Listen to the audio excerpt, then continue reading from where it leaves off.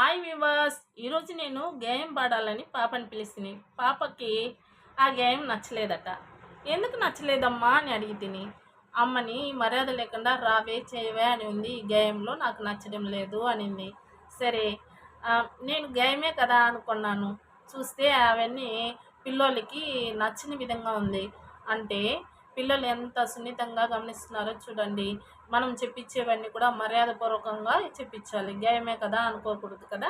అమ్మ అమ్మ రావమ్మా, నన్ను రెడీ చెయ్యమ్మా, పలక బలపం ఇవ్వమ్మా, బడికి నన్ను పంపమ్మా.